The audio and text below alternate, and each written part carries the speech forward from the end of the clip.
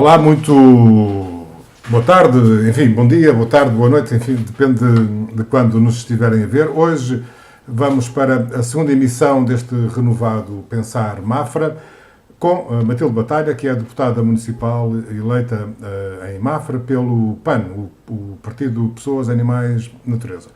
Olá, Matilde, tudo bem? Olá Carlos, tudo bem? Sim, obrigada mais uma vez. Não, hora é essa. Que estamos aqui é para darmos a conhecer às pessoas aquilo que se passa no Conselho. E a primeira questão que eu te queria pôr era relativamente à última Assembleia Municipal que decorreu, se eu não me engano, há uns 15 dias ou menos, e em que o PAN apresentou algumas iniciativas que foram todas chumbadas. Queres explicar o que é que se passou? Sim, de facto, desta vez surpreendemos um pouco, têm sido todas chumbadas, estávamos à espera de uma especificamente, mas as três vieram assim rejeitadas. Apresentámos três moções, uma delas tinha a ver com o festival que já está anunciado com datas para este ano do o Festival do Pão, penso que é a maior festa aqui do Concelho, e em que o PAN propôs que fosse um Festival do Pão sem plástico descartável, portanto, que fosse uma festa ecologicamente sustentável, não é? Ainda por cima é uma festa que dura 15 dias, 2 semanas, em que a área da restauração... Diz, Carlos, desculpa. Sim, eu estava a dizer que é uma festa longa, de facto. É uma festa longa. Atrai muitas pessoas e durante muito tempo, sim.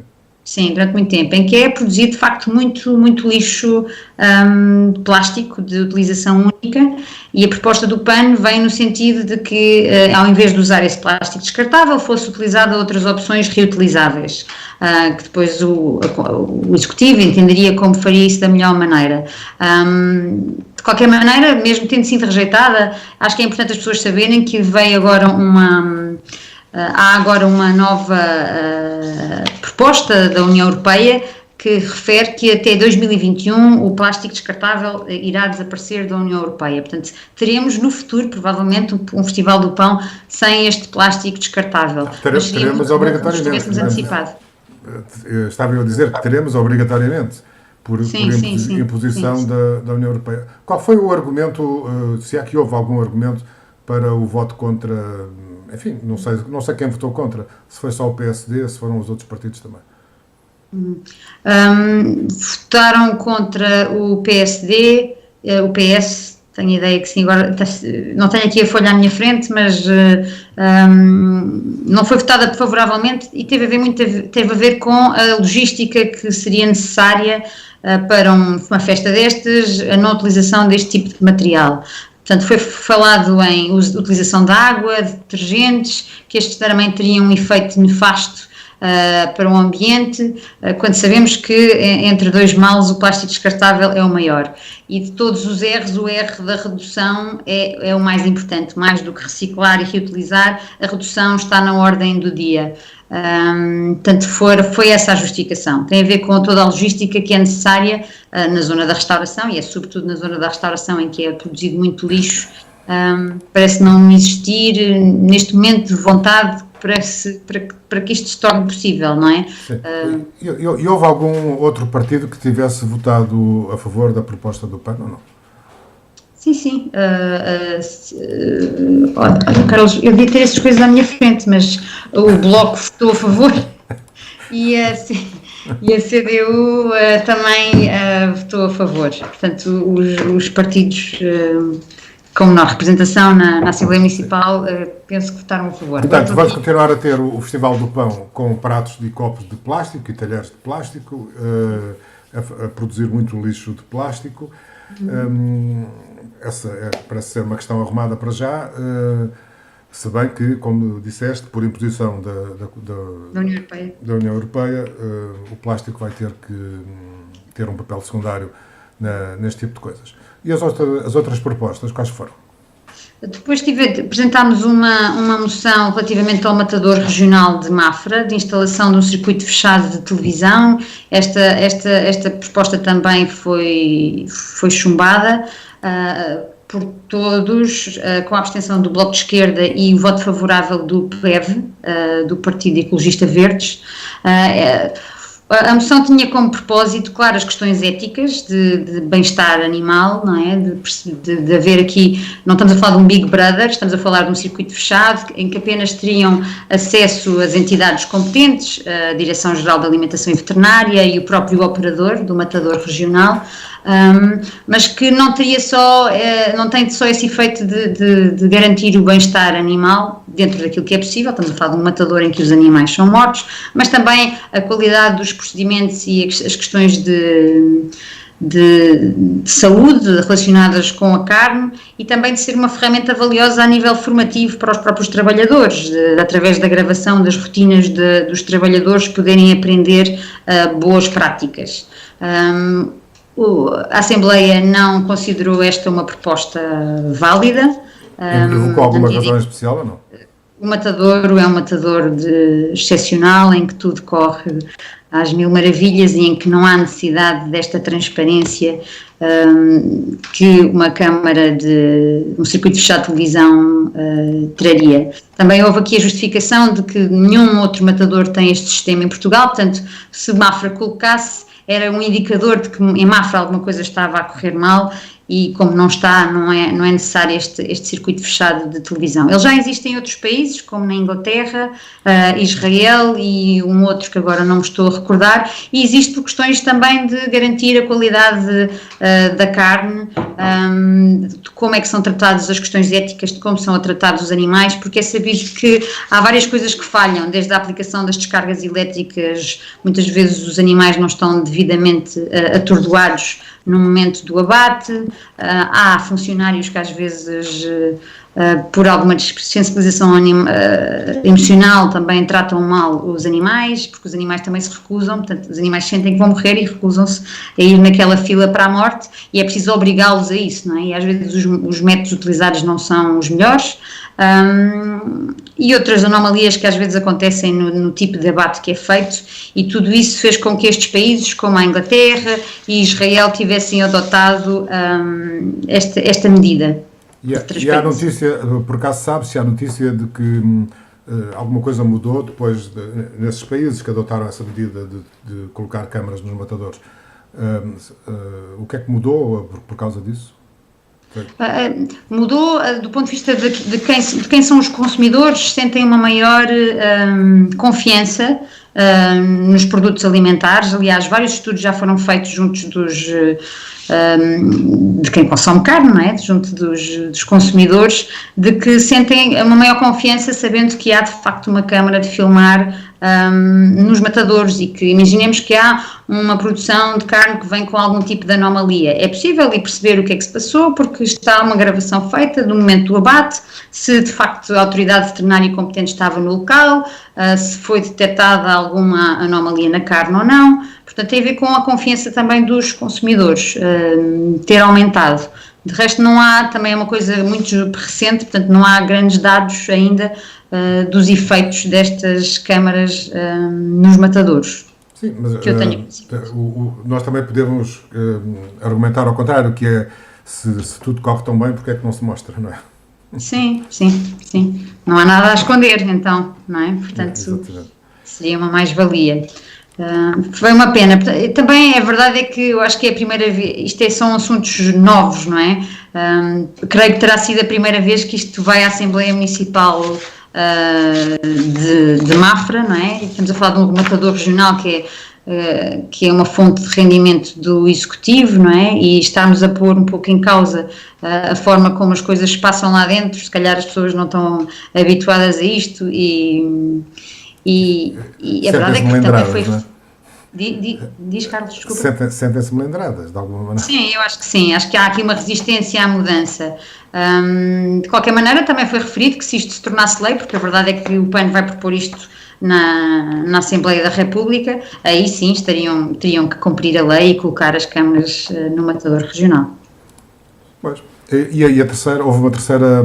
Sim, a terceira foi aquela que nos causou assim, alguma surpresa por não ter passado, porque era uma moção relacionada com a violência doméstica, que visava uma maior proteção das vítimas de violência doméstica.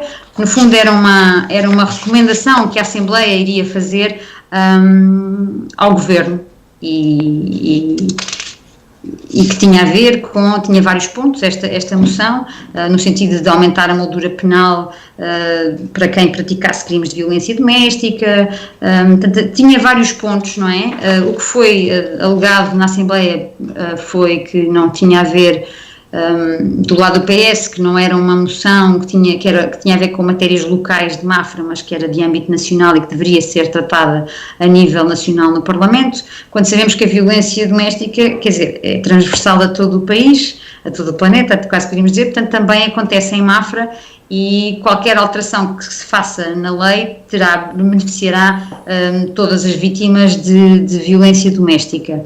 Neste caso estávamos especificamente a falar das mulheres, na medida em que à data da Assembleia já tinham morrido só este ano 11 mulheres vítimas de violência doméstica. Entretanto já vai em 13, não é?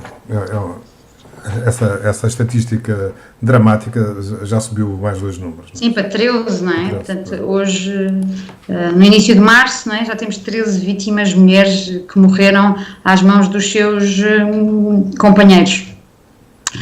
Claro que a violência doméstica também foi alegado que tinha a ver com que estávamos a colocar as questões de ideologia de género e que não deveriam ser vistas dessa maneira. Sabemos que a violência doméstica não é exclusiva, não é um problema exclusivamente das questões de género, não é? A violência faz parte do ser humano, portanto sabemos que há vítimas homens, que há idosos que são vítimas, crianças, etc. Mas é óbvio, as estatísticas são inegáveis de que há questões de género e de uma sociedade ainda muito patriarcal, não é? Estamos aqui um bocadinho numa geração de sanduíche que vem de uma lei em que ainda havia, portanto, ainda temos pessoas que vêm da lei em que há chefes de família, em que o homem tem de facto um poder de domínio sobre a mulher, e estamos numa fase de mudança para uma sociedade mais igualitária nestas questões de igualdade de género.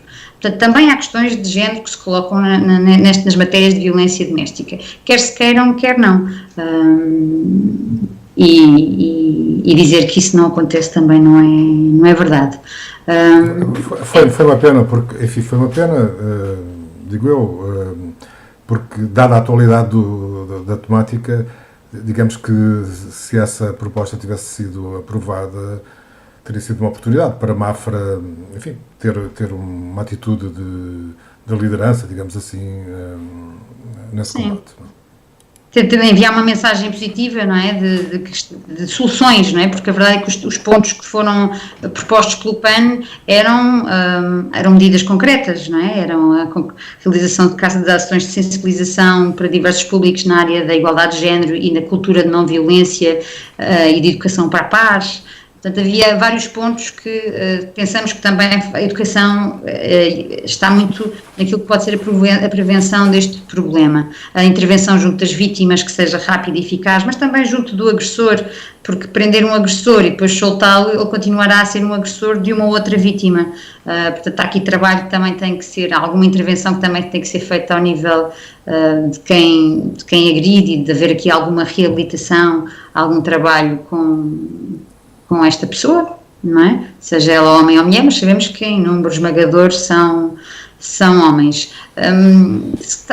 Talvez seja possível fazermos uma moção nesta área e com medidas específicas aqui para Mafra e talvez dessa maneira possa passar numa futura Assembleia Municipal. É preciso ir tentando, não é?